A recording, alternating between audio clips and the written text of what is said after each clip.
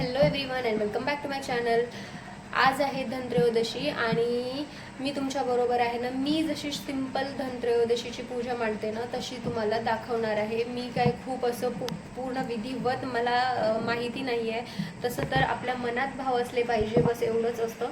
तर माझ्याने जशी होईल तशी मी पूजा दरवर्षी करते धनत्रयोदशीची, तर तुमच्याबरोबर पण शेअर करणार आहे। तर मी खूप सोप्या आणि सिंपल पद्धतीने पूजा मांडते। आता माझ्याकडे ना हे एक फोटो आहे आणून ठेवलेला मी, त्याच्यामध्ये लक्ष्मी पण आहे, कुबेर पण आहेत आणि गणपती बाप्पा सुद्धा आहे आणि जे काही आपले लक्ष्मी यंत्र, कुबेर यंत्र आणि गणेश यंत्र असे तिन्ही यंत्र सुद्धा आहे त्याच्यामध्ये। तर आपण हेच मांडून पूजा करणार आहोत। तर आजच्या पूजेसाठी आहे ना आपल्याला लागणार आहे हा प्रसाद आणि इथं पूजेचं जे साहित्य मिळतं ना, धनत्रयोदशीच्या दिवशी ज्या वस्तूंची पूजा केली जाते ना, तर त्या ह्या सगळ्या वस्तू ठेवलेल्या आहेत ह्याच्यामध्ये। आणि आजचा मेन जो आहे धनत्रयोदशीच्या दिवशीचा पूजेचा, तो म्हणजे हा प्रसाद धने आणि गूळ याचा नैवेद्य आज महत्त्वाचा असतो। आणि धनेसुद्धा आज ना विकत आणायचे असतात। आणि हा आहे लक्ष्मीचं प्रतीक म्हणजेच झाडू, तर हा सुद्धा विकत आणलेला आहे। मी मोठा एक झाडू आणलेला आहे विकत, त्याची पण पूजा करेन आणि ही पूजा इथं देवाऱ्यात ठेवून ह्याची पूजा करेन। आणि इथं 5 माठ ठेवलेले आहेत आणि छोटेवाले, आणि ह्याच्यामध्ये आहे ना आपल्या घरामध्ये जेवढे काही धान्य असतील ना तेवढे आपण ह्याच्यामध्ये भरून ठेवणार आहोत। चला मग आता आपण छान अशी पूजा वगैरे मांडून घेऊयात।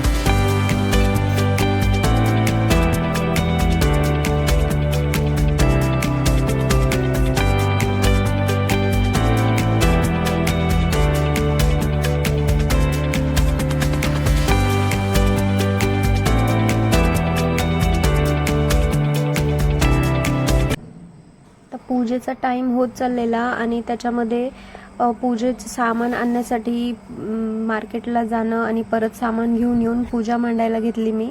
तर इथं पूजा मांडण्याच्या अगोदर सगळं सामान जे आहे ना मी ते जवळ घेऊन बसले होते, म्हणजे आपल्याला 10 वेळेस उठायची गरज पडू नये आणि पूजा आहे ना छान प्रकारे आपण करू शकू।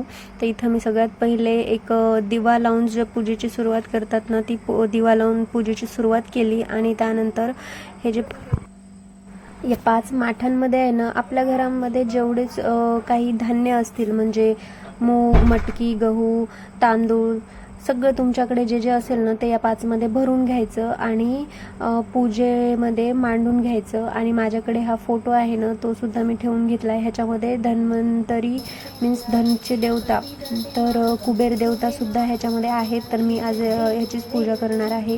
तसे तर आजच्या दिवशी धन्वंतरीची पूजा करतात, म्हणजे धन्वंतरी हे आरोग्याचे देवता मानले जातात आणि त्यांचीच आज पूजा केली जाते।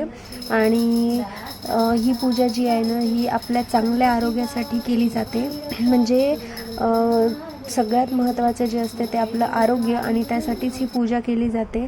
तर इथं छान अशी माझी पूजा वगैरे करून झाली होती आणि देवाला प्रार्थना करत होते की सगळ्यांना छान आरोग्य लाभू दे, घरामध्ये सुख शांती आणि समाधान लाभू दे, एवढीच ईश्वरचरणी प्रार्थना आहे। पैसा माणूस कधीही कमवू शकतो, पण आरोग्य ही एक अशी वस्तू आहे जी की आपल्याला खूप जास्त जपावं लागतं आपल्या आरोग्यासाठी। आणि याचा अनुभव माझ्यापेक्षा जास्त कुणाला आलेला नसेल, हे तर मला खूप जास्त चांगल्या प्रकारे माहीत झालेलं आहे। तर आता मी झाडूची पूजा करत होते। तर नगरला असताना आहे ना काय झालं होतं, एका दिवाळीला मी अहमदनगरला मीन्स आमची शिफ्टिंग झाली होती, तर तिथं आहे ना सगळ्यात पहिले झाडूची पूजा करतात आजच्या दिवशी, असं आहे ना आमच्या शेजारी एक मावशी राहायच्या, त्यांनी सांगितलं होतं। तर तेव्हापासून मी झाडूची सुद्धा पूजा करते। नवीन झाडू आणलेला आहे आणि त्याचीच पूजा करू।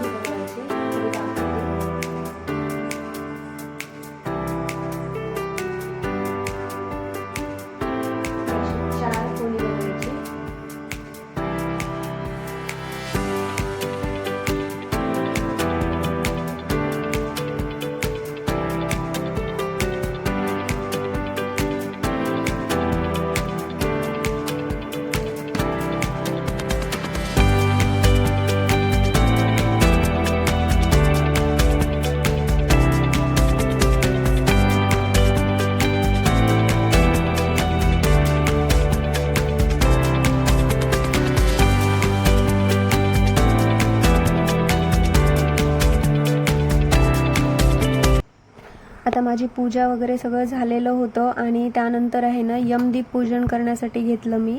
तर सगळ्यात पहिले एक कणकेचा दिवा बनवून घेतला, त्याला असे 4 वाती लावल्या आणि त्याच्यामध्ये तेल टाकलं. आता माझ्याकडे जे तेल होतं ते मी यूज केलं. तर छान त्याला आहे ना हळदी कुंकू लावून घ्यायचं. आणि यमदीप पूजन कशासाठी करतात तर आपल्या घरामध्ये अकाल मृत्यू कुणालाही येऊ नये. म्हणजेच असं होतं ना की काही घरांमध्ये खूप लवकर एखादा व्यक्ती मृत्यू पावतो किंवा काही जागी आहे ना ॲक्सिडेंट होतात. तर अशा काही म्हणजे अशा काही गोष्टी घडून न मृत्यू होऊ नये यासाठी यमदेवतेला आहे ना आज प्रार्थना करतात आणि हा दिवा जो आहे ना त्यासाठी लावतात. तर मीही आज यमदीप पूजन करून घेतलं आणि प्रार्थना केली देवाला आमच्या घरात सगळे चांगलं राहू दे बस. हे बघा लाइटिंग आहे ना फायनली लागल्या गेली. कारण ही जी लाइटिंग आहे ना ही आम्ही नवीन आणली आणि मागच्या वर्षीसुद्धा असाच प्रॉब्लेम झाला होता. आम्ही लाइटिंग नवीन आणली आणि त्यानंतर ना ती लाइटिंग आम्हाला लावताच आली नाही. खूप ट्राय केलं आम्ही इवन 2 तास आम्ही ना त्याला ट्राय केलं या पूर्ण या पोर्चवर चढून, पण ती काही लाइटिंग लागली नाही. मग आहे ना ती लाइटिंग खराब पण झाली आणि लागली नाहीच. मागच्या वर्षी लाईटच लागली नाही आणि यावर्षीसुद्धा आहे ना लाइटिंग आणली आणि आणल्या आहे ना लावण्यासाठी गेलो. फर्स्ट वेळेस पडली, सेकंडला पण पडली, थर्डला ती वायरिंगच तुटून गेली. मग काल परवाच्या दिवशी परत त्याला ती व्यवस्थित करून आणली, त्याचं काय प्रॉब्लेम झाला तो, आणि परत काल लावायला घेतली तर तेव्हासुद्धा ती काय लागली नाही. तर आज सकाळी आहे ना हस्बंड जॉबवरून येऊन त्यांनी मग लावली आणि फायनली यावर्षी लाइटिंग दिसते. हो छोटी आहे, खूप कमी आहे लाइटिंग, पण जेवढी आहे ना तेवढी. आपल्याला दिवाळीमध्ये काय पाहिजे, घर फक्त लाइटिंग आणि ह्याच्याने छान दिसलं पाहिजे. तर तसंच आमचं आहे ना हे एवढा जो पोर्च आहे ना तेवढा आम्ही फक्त लाइटिंग लावलेली आहे आणि एक आकाशकंदील असा जो की जुना आहे. यावर्षी आमचा आकाशकंदील काही आणणं झालं नाही कारण मला आवडला नाही म्हणून आम्ही आणली नाही. सो असं झालेलं आहे आता हा प्रकार.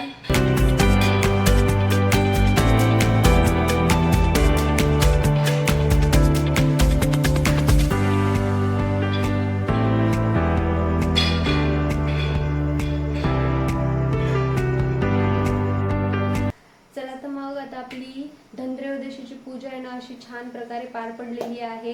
खूप साध्या आणि सरळ सोप्या पद्धतीने मी पूजा करते. दरवर्षी मी ज्या पद्धतीने पूजा करते त्या पद्धतीनेच मी पूजा केलेली आहे. तर फक्त मनाच्या भावना असल्या पाहिजे चांगल्या. तर तसं तर पूजेमध्ये भरपूर सामग्री लागते, पण जेवढी आपल्याने घडते, जशी आपल्याने पूजा करता येईल तशा प्रकारे पूजा करा, पण मनोभावे पूजा करा, हेच खूप मोठी गोष्ट आहे. तर माझी सुद्धा आजची ना धनत्रयोदशीची पूजा आहे ना अशी छान पद्धतीने पार पडलेली आहे आणि यमदीप पूजन सुद्धा मी केलेलं आहे. यमदीप पूजन आहे ना आपण कशासाठी करतो काय नाही हे तुम्हाला तर माहीतच असेल, तर मी काय तर ते एक्सप्लेन करणार नाही. कारण माझ्यामुळे आहे ना लुसीचं जेवणसुद्धा राहिलेलं आहे. आत्ता वाजलेले आहेत 8 आणि मला पूजा करायला बसले होते मी तेव्हा वाजले होते 7. मला वाटलं अर्ध्या तासात पूजा होऊन जाईल, पण माझी पूजा काही झाली नाही. तर आत्ता पूजा झाली, बिचारी ती पण खूप वेळची वाट पाहत आहे तिच्या जेवणाची. तर तिच्यासाठी ना मी पटकन तिला जेवायला देते.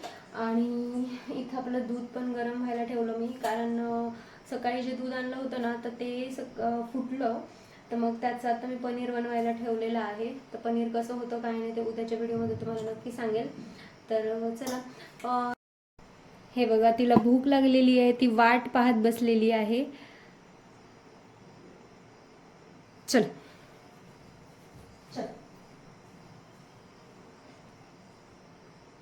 तुम्हाला जर माझा व्हिडिओ आवडला असेल तर व्हिडिओला लाईक करा, शेअर करा आणि अजून जर चॅनलला सबस्क्राईब केलं नसेल तर चॅनलला सबस्क्राईब करायला विसरू नका. पुन्हा भेटूया अशाच एका नवीन ब्लॉगमध्ये. तोपर्यंत तुमची काळजी घ्या. Bye everyone.